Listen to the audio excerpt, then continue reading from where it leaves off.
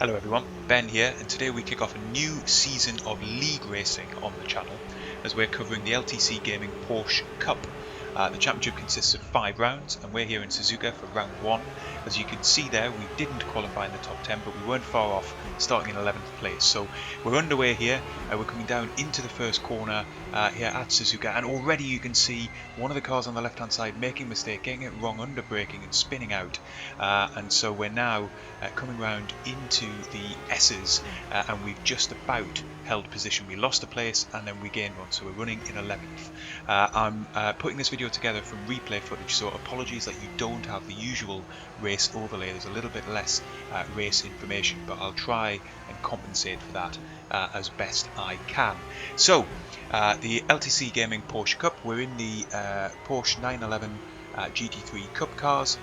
There's around 25 drivers competing across the series. I'd say probably closer to 18 to 20 participate in every round.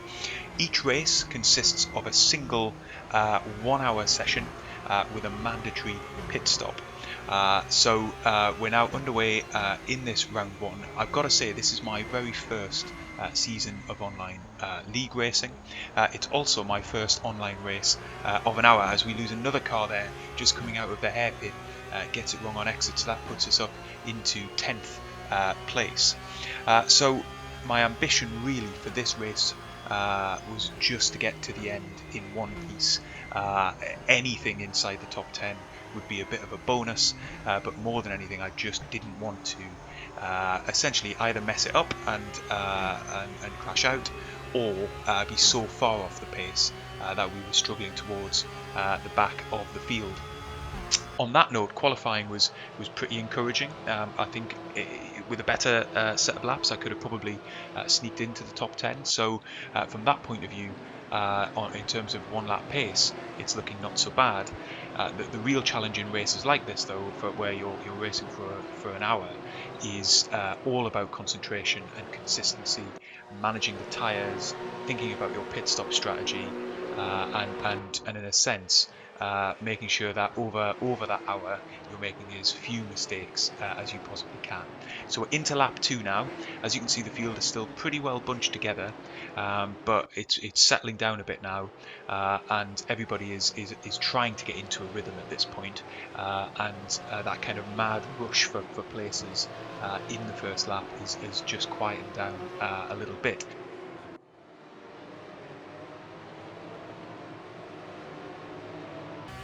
So we cut now onto the end of lap 2, and we're now just coming into the final chicane, and you can see there on the right hand side of the screen a car rejoining. That's actually Michael Costa, I think, who was a front runner in this race. Clearly has had some sort of incident, has rejoined the track, and we're now trying to kind of take advantage of that, getting into a little bit of the slipstream, then pulling to the right hand side to try and get a move done into the first corner. But we think better of it. We come out of the of the move relatively early on and look to just tuck in behind. As I say, it's early in this race. I don't really want to make any mistakes at this point, because we'll then really be up against it for the rest of the hour-long session. So thinking better of it, just tucking back in, playing safe for now. But you can see already now there's a real kind of pack of 3-4 cars up ahead who are going to be fighting with one another, so there may very well be opportunities to come.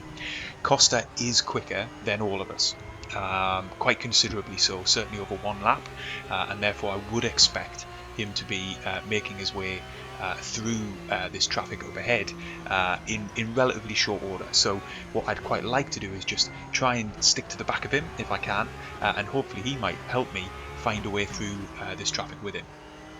Unfortunately, as we cut now onto lap 5, that didn't happen, and you can see that Costa has made his way past the 2 cars in front, and we're still very much stuck behind them. So we're still just kind of taking it easy, and look at that, and that's exactly the sort of thing that I was hoping to see and kind of waiting for. The Castro liveried car just up ahead, making a mistake into Degner 2, running wide into the gravel. That's going to cost him a huge amount of time, and we slip past, and now running up into 7th place.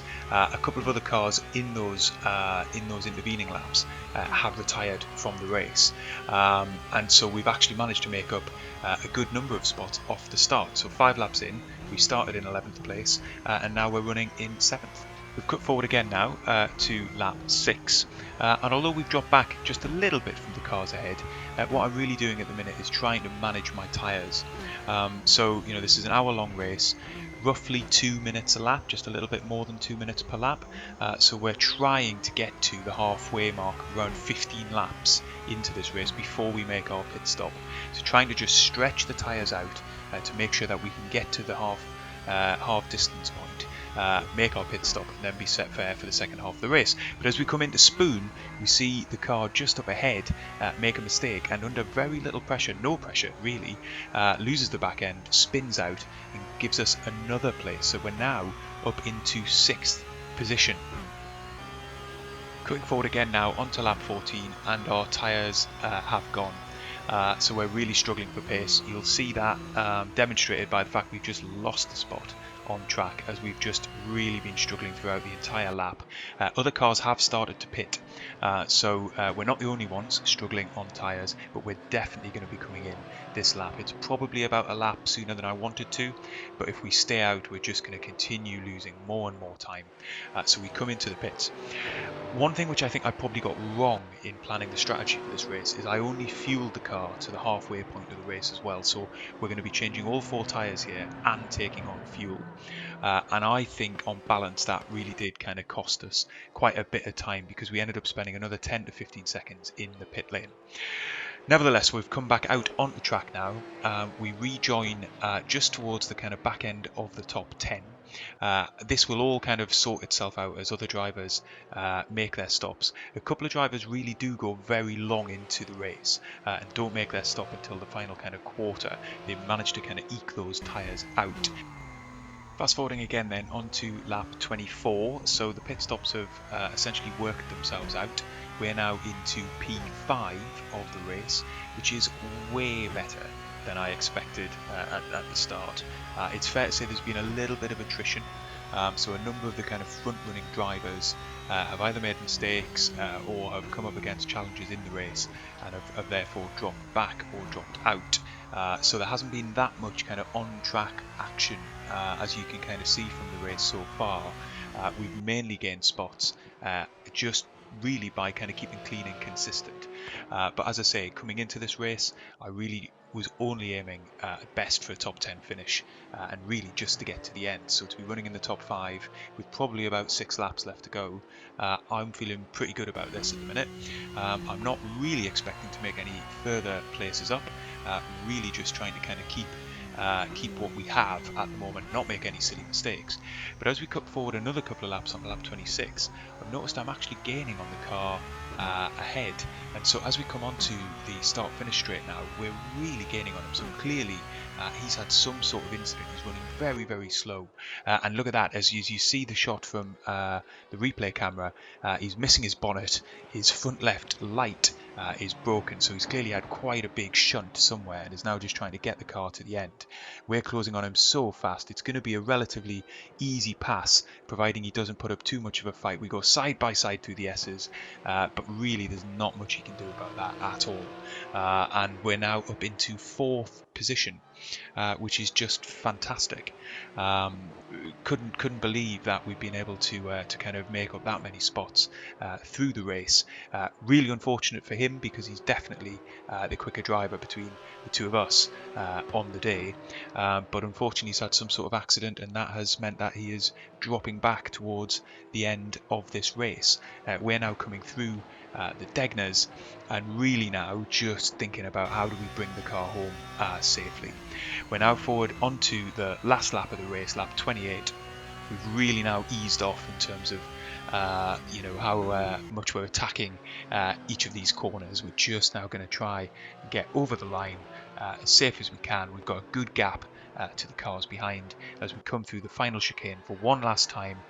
Feeling pretty exhausted at this point. As I say, this is the first hour-long online race that I'd ever competed in, but pretty happy to have kept my concentration throughout, crossed the line in fourth place, bringing some really good championship points home in this first race of the season at Suzuka.